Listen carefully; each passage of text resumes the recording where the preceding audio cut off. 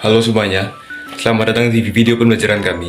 Saya di sini yang bernama Faiz Wiraim dan teman-teman saya yang akan mendampingi kalian dalam video pembelajaran ini yaitu Febri Nur Lairisa, Hana Khairunisa, Liontina Sabalilah, dan Siti Nurul Hafsah akan membahas materi topik pembelajaran yang sangat menyenangkan yaitu asosiasi simbiotik. Langsung saja kita pahami sampai akhir video dan kita mulai video pembelajarannya. Jadi, apa itu asosiasi simbiotik? Nah, asosiasi simbiotik itu sendiri adalah hubungan erat antara dua organisme dari spesies yang berbeda, di mana setidaknya salah satu organisme mendapatkan manfaat dari interaksi tersebut, sementara organisme lain bisa mendapatkan manfaat, tidak terpengaruh atau bahkan mereka merasa dirugikan. Nah, asosiasi simbiotik itu menguntungkan dua pihak atau salah satunya saja sih. Nah, jadi asosiasi simbiotik dapat menguntungkan satu atau kedua organisme yang terlibat, tergantung pada jenisnya. Nah, di sini saya akan menjelaskan sedikit tentang jenis asosiasi simbiotik. Yang pertama ada mutualisme. Mutualisme itu kedua organisme sama-sama diuntungkan. Yang kedua ada komensalisme.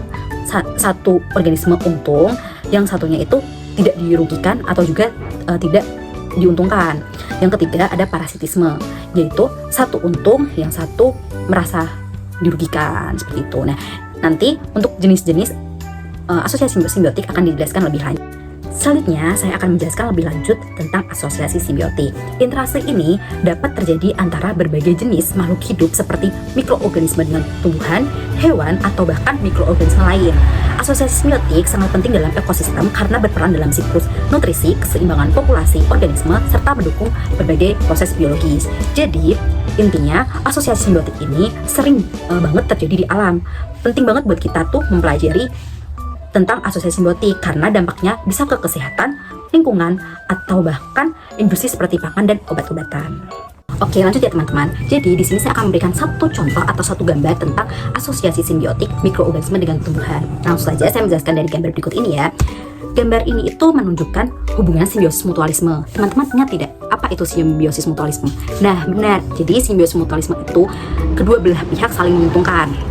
Di gambar ini itu menunjukkan bakteri dengan tanaman leguminosa, misalnya kacang-kacangan. Bakteri yang hidup di bintil akar biasanya itu terdapat genus Rhizobium, mampu mengikat nitrogen bebas atau N2 dari udara dan mengubahnya jadi senyawa nitrogen yang bisa dipakai tanaman untuk tumbuh. Sebagai gantinya, tanaman memberikan hasil fotosintesis seperti gula ke bakteri yang bisa digunakan sebagai sumber energi. Jadi keduanya itu sama-sama menguntungkan ya teman-teman. Yang pertama, tanaman dapat nitrogen untuk nutrisinya. Yang kedua, bakteri dapat makanan dari tanaman. Interaksi seperti ini penting banget ya teman-teman untuk kesuburan tanaman karena bisa menyediakan nitrogen alami tanpa pupuk kimia. Nah, kita lanjut ya teman-teman. Di sini saya akan menyebutkan dan menjelaskan dari fungsi asosiasi simbiotik. Di sini saya akan menyebutkan 4 fungsi saja ya teman-teman. Yang pertama itu menjaga keseimbangan ekosistem. Jadi mikroorganisme membantu siklus biogeokimia seperti fiksasi nitrogen yaitu Rhizobium dan daur ulang karbon yaitu Cyanobacteria. Di sini juga terdapat gambar fiksasi nitrogen dan daur ulang karbon. Yang kedua itu meningkatkan kesehatan inang. Mikrobas seperti Lactobacillus dan Bifidobacterium itu mendukung pencernaan, sintesis vitamin dan daya tahan tubuh. Di sini juga terdapat gambar dari Lactobacillus dan Bifidobacterium.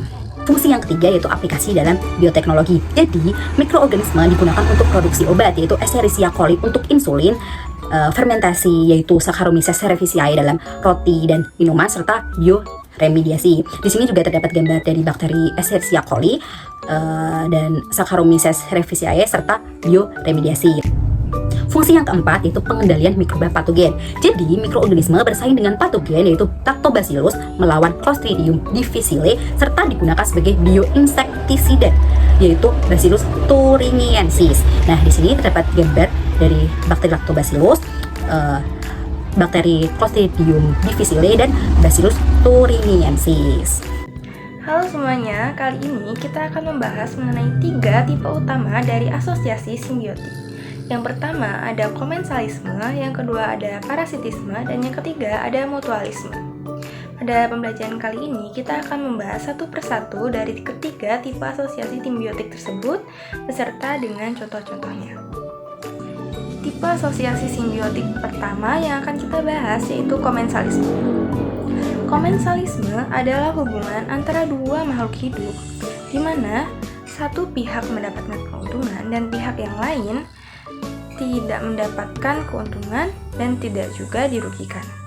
Istilah ini berasal dari bahasa Latin, yaitu com yang artinya bersama dan mensa yang berarti meja. Jadi bisa dibayangkan seperti seorang yang ikut makan di meja kita tanpa mengganggu, tapi tidak juga membantu. Misalnya, hewan atau bakteri yang ikut memakan sisa makanan dari inangnya atau tinggal di tubuh inang untuk berlindung. Tetapi mereka tidak membuat inangnya sakit ataupun terganggu. Menariknya, makhluk hidup ini tetap bisa hidup walaupun jauh dari inangnya. Salah satu contoh hubungan komensalisme adalah bakteri yang hidup di kulit manusia. Bakteri seperti Staphylococcus epidermidis hidup di permukaan kulit kita. Mereka memakan nutrisi dari sel-sel kulit mati dan keringat. Meskipun mereka hidup bersama kita, bakteri ini tidak menimbulkan gangguan atau merugikan tubuh kita. Menariknya, keberadaan mereka juga bisa membantu mencegah timbulnya bakteri jahat. Namun, manusia sendiri tidak mendapatkan manfaat langsung dari kehadiran mereka. Inilah yang disebut dengan hubungan komensalisme. Satu pihak diuntungkan dan pihak yang lainnya tidak dirugikan maupun diuntungkan. Tipe asosiasi simbiotik yang kedua itu ada parasitisme.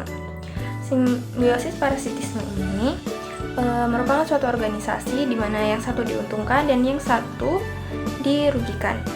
Contohnya itu ada Mycobacterium tuberculosis pada manusia. Mycobacterium tuberculosis adalah bakteri penyebab tuberkulosis TBC. Bakteri ini menginfeksi paru-paru manusia, berkembang biak di dalam makrofag, dan merusak jaringan paru-paru. Infeksi ini menyebabkan batuk kronis, sesak nafas, dan penurunan berat badan. Mycobacterium tuberculosis mendapatkan keuntungan dari inangnya, sedangkan manusia mengalami kerugian. Tipe asosiasi simbiotik yang terakhir yaitu mutualisme. Mutualisme adalah hubungan antara dua organisme yang saling menguntungkan. Kata mutualisme berasal dari kata mutuus, yang berarti saling atau timbal balik.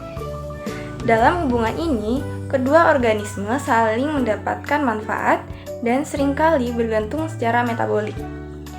Contohnya adalah hubungan antara mikoriza dan tanaman.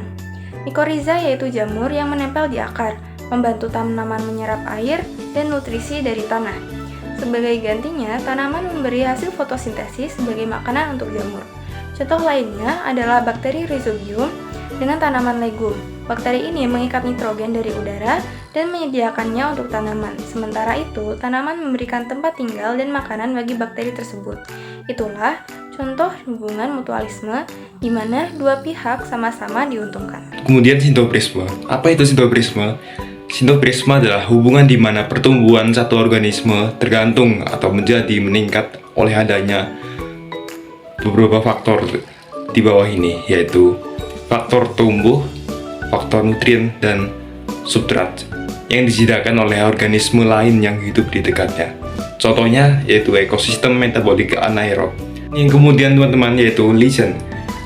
Lichen itu yaitu asosiasi antara Ascomycetes atau fungi dengan alga hijau atau dengan cyanobacteria. Funginya yaitu Mycobion dan alga hijau atau cyanobacteria yaitu Phycobion. Aspek menonjol dari lichen ini yaitu hubungan morfologi dan metabolik sangat konstan sehingga lichen diberi nama spesies khusus. Morfologi khusus dari lichen merupakan morfologi yang muncul sebagai hasil asosiasi, tidak menggambarkan morfologi fungi ataupun alga. Phycobion bersifat fotoautrotrof sehingga Mycobion mendapatkan material organik yang dihasilkan oleh Phycobion. Peran Mycobion itu apa sih teman-teman? Nah, peran Mycobion itu mengambil mineral menggunakan hifa dan melindungi Phycobion dari kelebihan cahaya. Kemudian selanjutnya ada faktor yang mempengaruhi asosiasi simbiotik. Apa aja sih faktor yang mempengaruhi asosiasi simbiotik itu? Faktor yang pertama yaitu suhu, kelembaban, dan pH dapat mempengaruhi keberlanjutan hubungan simbiotik. Kemudian yang kedua, simbiosis seringkali terbentuk untuk memenuhi kebutuhan nutrisi antara organisme. Contohnya itu, bakteri Rhizobium membantu tanaman legum mendapatkan nitrogen dari udara. Kemudian faktor yang ketiga, keselarasan fisiologis dan biokimia antar organisme menentukan keberhasilan hubungan simbiotik. Kemudian faktor yang keempat, jika ada predator atau pesaing, hubungan simbiotik bisa menjadi lebih kuat atau malah justru terhambat. Contohnya itu, remora yang menempel pada hiu untuk perlindungan dari pemangsa lain. Kemudian faktor yang kelima, organisme yang berevolusi bersama lebih cenderung membentuk hubungan simbiotik yang stabil. Contohnya adalah lichen atau lumut kerak yang merupakan simbiosis antara jamur dan alga. Kemudian faktor yang terakhir, simbiosis dapat dipengaruhi oleh faktor lain seperti parasitisme dan kompetisi. Contohnya itu, yaitu hubungan mutualisme antara lebah dan bunga terganggu oleh spesies invasif. Baik, selanjutnya saya akan membahas tentang peran asosiasi simbiotik dalam ekosistem, khususnya yang terjadi antara akar tanaman dan mikroorganisme seperti jamur, mikoriza, dan rhizobakteri. Yang pertama, ada meningkatkan penyerapan nutrisi. Yang kedua, meningkatkan ketahanan tanaman. Dan yang ketiga, memperbaiki struktur tanah. Nah, di video ini kita bisa lihat secara visual bagaimana interaksi itu berlangsung dan berdampak besar terhadap ekosistem. Bukan cuma untuk tanamannya saja, tetapi juga buat tanah dan mikroorganisme lain di sekitarnya. Yang pertama, meningkatkan penyerapan nutrisi. Salah satu peran utama dari simbiosis ini adalah meningkatkan kemampuan tanaman dalam menyerap nutrisi, terutama unsur hara seperti fosfor dan nitrogen. Contohnya, jamur mikoriza jenis Glomus intradices bisa membentuk struktur khusus pada akar yang disebut arbuscula, yang memperluas jangkauan akar untuk menyerap nutrisi dari tanah. Selain itu, rhizobakteri seperti Rhizobium juga berperan dalam fiksasi nitrogen, terutama pada tanaman polong-polongan. Jadi, kerjasama ini bikin tanaman lebih efisien dalam menyerap nutrisi yang sulit dijangkau. Yang kedua, meningkatkan ketahanan tanaman selain menyerap nutrisi. Hubungan ini juga bikin tanaman jadi lebih tahan terhadap stres lingkungan seperti kekeringan, serangan patogen, atau pH tanah yang ekstrim. Misalnya, jamur mikoriza seperti Funeliformis mese mampu meningkatkan toleransi tanaman terhadap kekeringan dengan membantu distribusi air dan menjaga keseimbangan hormon di dalam akar. Bakteri seperti Pseudomonas fluorensis juga bisa menghasilkan senyawa antibiotik yang melindungi tanaman dari penyakit. Jadi, asosiasi ini bukan cuma soal nutrisi, tapi juga sebagai sistem perlindungan alami bagi tanaman.